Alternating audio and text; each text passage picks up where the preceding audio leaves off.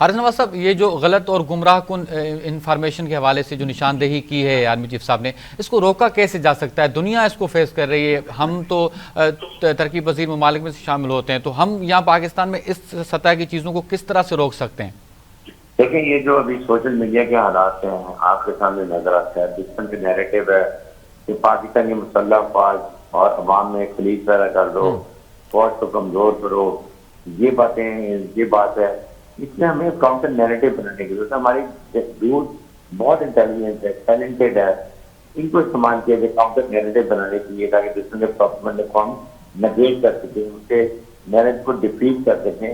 हमारे पास इन चीजों को लेकर चलना, अवाम को जो फर्स्ट हैंड इंफॉर्मेशन दे, उनको कोई गलत खबर नहीं पहुंचनी चाहिए।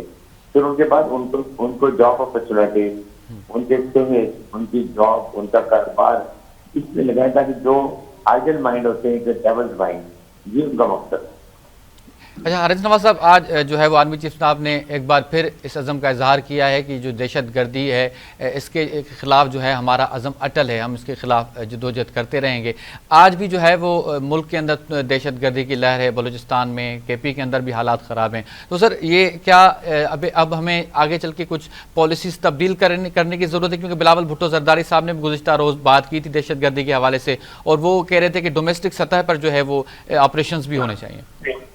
देखिए, इसमें इम्पोर्टेंट बात यह है कि पूरी कौम को करने की जरूरत है।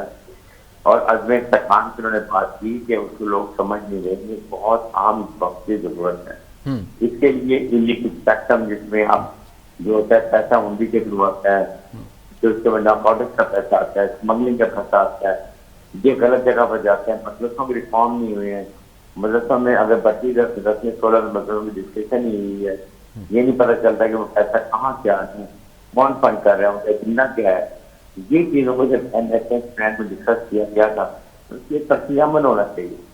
ये चीजें हम मिलकर करेंगे, पूरी national element of national power जो है वो हम इस्तेमाल करेंगे, पूरी कौम मिलकर करेगी, तो मेरे ख्याल में इससे हम आसानी से